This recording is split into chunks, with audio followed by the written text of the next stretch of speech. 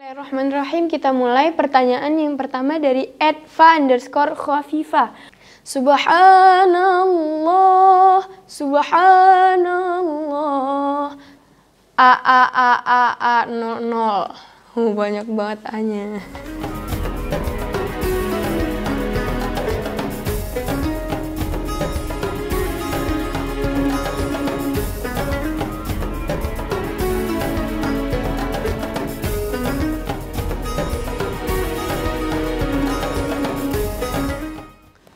Oke, pertanyaan pertama Muti mau jawab dari @fa_khafifah. Assalamualaikum Kak, sejak kapan belajar tilawah, tartil dan sebagainya? Boleh share sedikit pengalamannya. Oke, jadi awalnya itu Muti dimulai dari belajar murattal atau tartil. Kira-kira dari kelas 4 SD kira-kira umur 9 tahun. Nah, dan baru terjun ke dunia per-MTQ-an cabang murattal Al-Quran itu di kelas 5 SD, kira-kira umur 10 atau 11 tahunan gitu. Nah, terus pertanyaan yang kedua dari Anggi Giovanni. Halo Kak Muti, motivasi untuk jadi qori apa Kak? Karena yang lain sepantaran umurnya rata-rata mengejar karir dunia atau senang-senang. Bagi tipsnya Kak. Oke. Jadi awalnya Muti seneng ikut Buya ngajar. Kan alhamdulillah Buya Muti ini seorang qori dan sering mengajar ke berbagai daerah seperti itu. Dan Muti sering dibawa-bawa untuk ikut Buya ngajar. Nah, jadi dengan seperti itu, secara tidak langsung Muti sedikit demi sedikit memahami irama-irama lagu-lagu yang Buya ajarkan ke murid-muridnya.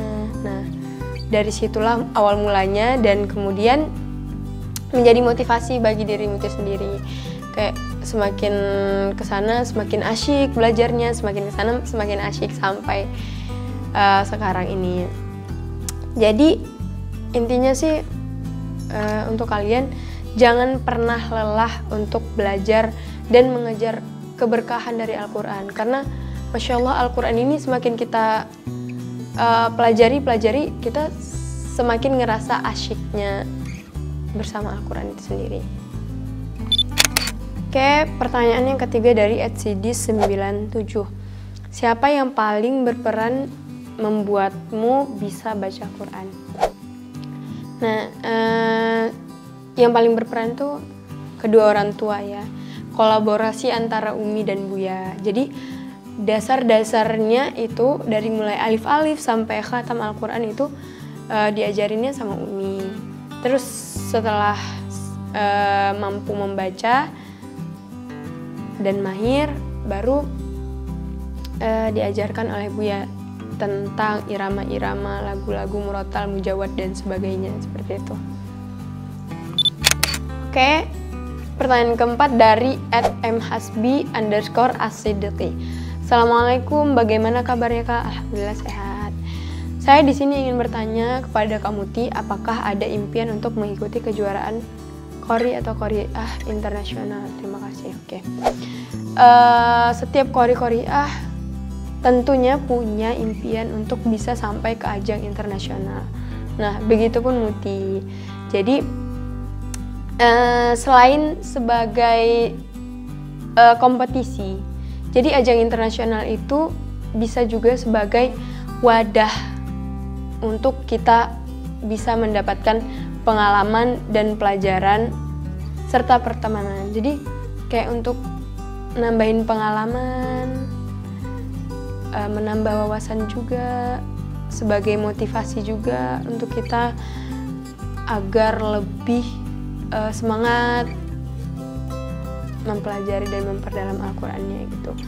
Tapi mungkin untuk sekarang Muti masih dalam proses belajar dan Muti rasa masih sangat jauh ya untuk bisa mencapai. Tapi mohon doanya dari teman-teman semua, semoga nantinya insya Allah perkenankan Muti. Oke, pertanyaan yang kelima dari @ahmadridhoarsyad. Bismillah, bagaimana trik dan tips supaya suara bisa capai nada-nada tinggi dan nafas bisa lebih panjang pada tilawah, Kak. Dan latihan seperti apa yang harus ditempuh? Terima kasih. Oke, jadi menurut Muti, supaya bisa itu kuncinya ya cuman latihan. Dan tentunya dibarengi dengan ikhtiarnya kita, kesungguhan kita dalam usaha-usaha kita. Terus kalau udah seperti itu, tawakkaltu 'ala Allah. Nah, jadi untuk latihannya sendiri, Muti dari dulu emang diajarin untuk kayak olahraga pagi. Misalnya kalau hari-hari libur seperti itu, diajakin jalan pagi, terus olahraga pernafasan. Nah, kemudian duduk dalam posisi mengaji, ambil satu surah yang bisa kita gunakan untuk latihan kita. Misalnya yang ringan-ringan aja ya, misalnya kayak Al-Fatihah. Misalnya hari ini kita bisa latihan Al-Fatihah dengan satu nafas dari ayat pertama sampai ayat keempat. Nah, kita harus punya target ke depannya untuk bisa capai yang lebih dari itu. Misalnya hari ini kita bisanya sampai ayat 4. Besoknya harus targetin sampai ayat 5. Besoknya lagi ayat 6 dan seterusnya.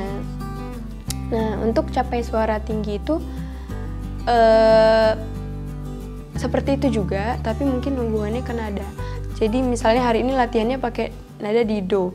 Bismillahirrahmanirrahim. Nah, terus naikin lagi kalau masih sanggup. Bismillahirrahmanirrahim. Kalau masih sanggup, naikin lagi. Bismillahirrahmanirrahim. Naikin lagi. Bismillahirrahmanirrahim. Sampai batas di mana kita ngerasa sudah nggak mampu lagi suaranya seperti itu. Dan tentunya tetap harus punya target untuk lebih lagi di hari-hari berikutnya. Seperti itu. Terus pertanyaan yang keenam dari @kois_2. Assalamualaikum Kak Mutiah. Waalaikumsalam. Gini Kak, nada dalam Qori kan beda-beda ya. Nah, seumpamanya kita mengikuti salah satu nada tersebut, terus ada yang salah di hukum tajwidnya, itu boleh nggak sih Kak? Tentu aja nggak boleh ya. Karena yang paling penting bagi kita untuk membaca Al-Quran itu adalah ilmu tajwid yang paling dibutuhkan dalam membaca Al-Quran. Jadi irama dan lagu itu dia hanya mengikuti bacaan kita nantinya. Jadi mau sebagus apapun lagunya harus mentingin tajwid kita. Kemudian pertanyaan ketujuh dari @resti_fitriani. Assalamualaikum Kak Muti, saya mau tanya gimana sih cara mudah dalam memahami ilmu maqamat? Nah, kalau Muti dulu tuh diajarinya lewat lagu-lagu. Jadi misalnya lagu Hijaz.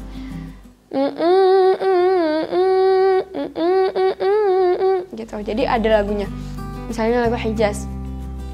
Subhanallah, subhanallah, subhanallah, subhanallah, walhamdulillah, walhamdulillah. Nah, seperti itu.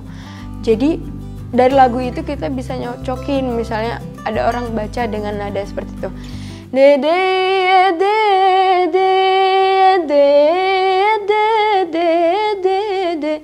Nah, berarti itu kan mirip ya ke lagu yang udah kita hafal. Oh, berarti itu lagu Hijaz. Nah, nanti diajarinnya sama Buya kayak gitu.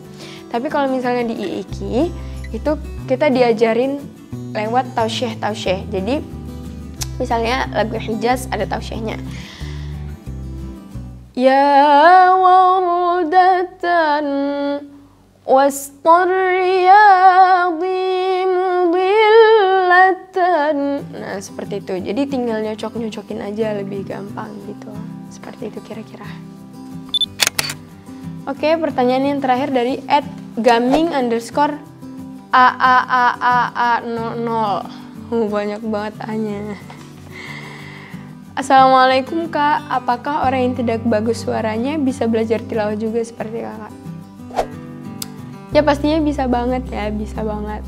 Yang penting itu jangan pernah lelah untuk terus berlatih. Nah, dan jangan lupa untuk apresiasi diri kita.